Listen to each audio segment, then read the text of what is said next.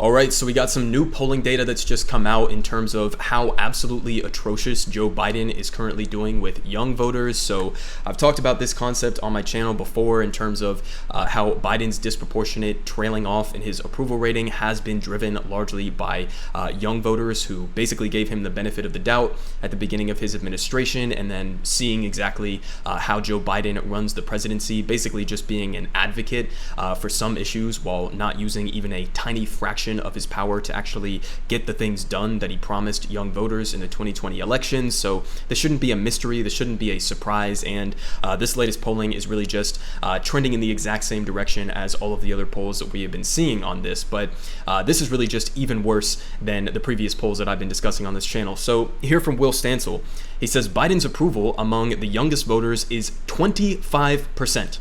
25% in the latest Quinnipiac poll. And he continues saying the lowest of any group but Republicans, and 30 points underwater. 30 points underwater with the electorate, basically part of the base of the Democratic Party that won Joe Biden the presidency in the first place and delivered the House and Senate to the Democratic Party. 30 points underwater with this constituency. Somehow his obliteration among this huge progressive group has merited scarcely a word of press coverage, and that is absolutely correct. I mean, if you go and look at the mainstream press and how they are covering Biden's low approval rating right now, they'll blame it on pulling out of Afghanistan, or they'll blame it on too much government spending and things like that, when it's the exact precise opposite of the narrative that they are trying to force down people's throats right now. Joe Biden is not trailing off in his approval rating because he did too much and was just way too bold for the American people to handle. It's the literal exact opposite lesson of that. Young people are overwhelmingly to the left of Joe Biden, okay, on pretty much every single issue that you want to look at. Young people overwhelmingly supported candidate Bernie Sanders in the 2020 election. So, it shouldn't be a mystery, but yet we still have the entire mainstream media lining up behind this narrative that somehow Joe Biden did too much and that he needs to move further to the right in order to win back the support of the American people. It's completely delusional and straight up backwards according to what all of the evidence is indicating here. But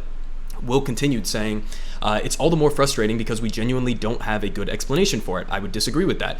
Biden's approval is 9 points lower than Trump's among young voters in the exact same poll 4 years ago. Let me say that again.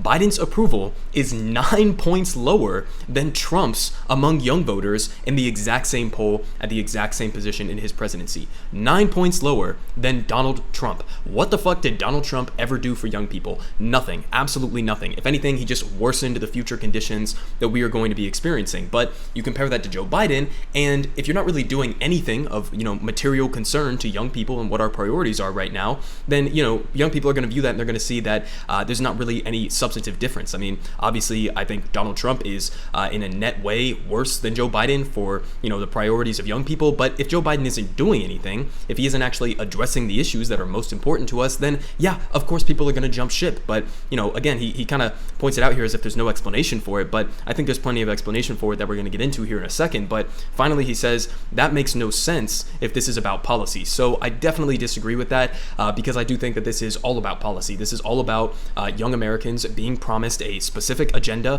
from Joe Biden. We were willing to, people were willing to go and show up at the polls and vote for him because Bernie told people to, and we had some sort of a on the table negotiation that was happening, and not guarantees but promises that were made in terms of some of the biggest policies that young people were prioritizing at that time. And then you have the Joe Biden presidency where he just completely fails to actually implement any of those major priorities. So it shouldn't really be a mystery here. It's really just analyzing exactly what Biden has and has not done as the president of the United States. But just to put a little bit more perspective here in some of the top issues for young voters right now, here from CNBC, they say, as Biden administration leans toward $10,000 in student loan forgiveness, advocates push back. And they're pushing back because $10,000 in student loan forgiveness, especially considering that the Biden administration, if they ever do this, tiny crumbs of $10,000 in forgiveness, they're going to be attaching that with a resumption in payments for people who have student debt. So really, in a overall way, you're not really materially improving their conditions. You're just giving them them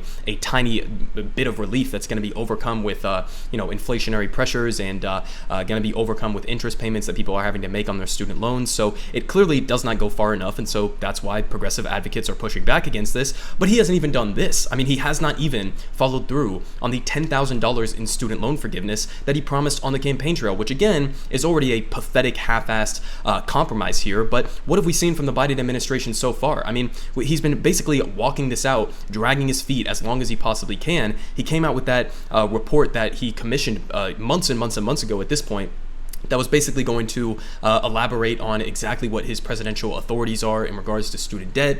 Kind of a stupid, commission to have done, because we already know what the answer is to this. According to the 1965 Higher Education Act, the president has the unilateral authority to go over to his Secretary of Education and completely wipe the debt slate clean in terms of federally owned student loan debt. So that's not really up in the air, but yet he spent months and months and months putting together this report on what exactly his presidential authority is. And then they drop the report and it's literally like 99% redacted because they didn't want people to go and read that Joe Biden does in fact have the power to wipe the debt slate clean. So again, we haven't even gotten to $10,000 and he's dragging his feet on this while young people are basically just being completely betrayed on even this half-assed compromise that Biden was putting in place. And, just to put it in perspective here, again from CNBC, they say nearly 9 in 10 young Americans support government action on student debt, a Harvard survey finds. And importantly, they point out here that the plurality, the highest share of young adults who were interviewed, 38%, favor the full cancellation of student debt. So not some means-tested bullshit compromise that you want to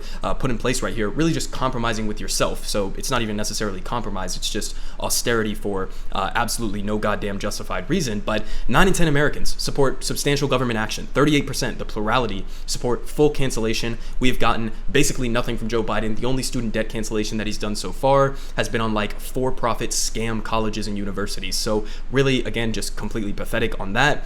Now we move on to another important priority for young people. Here's a poll from PBS. Most young Americans support government-run health insurance program. They say large majorities of young Americans want to see an expansion of government services, including a single-payer healthcare program, according to a new poll by the Associated Press. So single-payer, meaning Medicare for all. Now, Joe Biden said Medicare for all was up. It was, pie in the sky. It was something that would not be reasonably accomplished given the makeup of Congress right now. And so we have to go with the compromise position of a public option. And yet, since he's been elected, I literally have not seen Joe Biden come out and speak on behalf of the public option a single time. I mean, not a single time have I seen him come out and speak on that. So even the half-assed compromise, yet again, that Joe Biden was promising is absolutely nowhere to be found. Not even, getting into discussions surrounding whether or not we should have Medicare for all. We absolutely should, but he's not even willing to go out there and actually fight for the public option, which is something that he said would be substantially easier to do. But what is he doing in the meantime? I mean, I've talked about this on my channel a couple different times now, but instead of expanding Medicare, instead of lowering the age of Medicare eligibility, as was in Build Back Better, which has been completely killed by members of his own party at this point, but while he's not taking action on expanding healthcare, he is simultaneously doing this. Here from Salon, largest ever Medicare premium hikes. Biden just handed a huge gift to Mitch McConnell ahead of the midterms. So he's hiking Medicare premium hikes, okay? Well, he's also continuing behind the scenes to slowly enable the privatization of Medicare and Social Security as well, which I've also talked about on this channel before. But this is his, neoliberal brain rot ideology coming into full display for us right here, completely refusing to take action on two of the top priorities here that young people want him to focus on, while simultaneously going in the exact opposite direction of where we need to go in terms of healthcare in this country. But just one more issue here. Let's talk about weed. Let's talk about marijuana. Majorities across age groups, except for 75 and older, say marijuana should be legal for medicinal and recreational use as well. And you get into the specifics here. 30 to 49, you got 65% in support of recreational use and medical use. You have 18 to 29s with 70% support for legal and medical recreational use. And then you only have, even if you're just talking about legal for medical use only, even that is like 24%, and then having it not be legal at all is 4%. Okay, so overwhelmingly young people would like to see Joe Biden do this, and you don't even have the excuse of, a blockade within Congress, because he could deschedule schedule marijuana from the controlled substances list unilaterally as the president of the United States. Another thing that he could be taking action on that he's just absolutely refusing to do, while simultaneously, oh, by the way, just as a reminder, literally firing some of his White House staff because they had previous use of marijuana, not on-the-job use of marijuana, like they got caught smoking a blunt or something while they were, giving him advice on something, but let go because of past marijuana use, like throughout their history. Like, imagine if this was applied for something like alcohol, like, oh, any young staffer, whoever went out when they were in college and had a drink at a bar or something, sorry, you're banned because you drank alcohol. I mean, that's how ridiculous this standard is. But this is, Joe Brandon for you, same guy who helped push for the drug war and, was really heavy on that for his entire Senate career. So we shouldn't be that surprised. But this is just like the easiest political layup you could possibly ask for. Overwhelming majority of the country, everybody except for over 75-year-olds apparently, overwhelmingly supports this policy. And it's something that is a priority for young people. Of course, it would also have to be worked with in tandem with making sure that we have a solid way to go about doing this that isn't just going to let corporations take over this entire industry, as well as being paired with releasing all nonviolent drug offenders, something again that Biden could do. He could pardon all nonviolent drug offenders that are rotting away in prison for the crime of smoking weed or having small amounts of marijuana on them with nonviolent offenders. So again, just one more issue, completely fucking ridiculous. And now finally we finish off with this. 76% of young people, according to Newsweek, compared with 53% of seniors, back a $15 minimum wage. Yet another policy that Joe Biden let the Senate parliamentarian, who has absolutely zero substantial power whatsoever at their disposal, along with Kirsten Sinema and a handful of other corporate Democrats, let them completely eviscerate the prospect of having a $15 minimum wage, which, by the way, wouldn't have even been $15 until 2025. So, we still have starvation wages.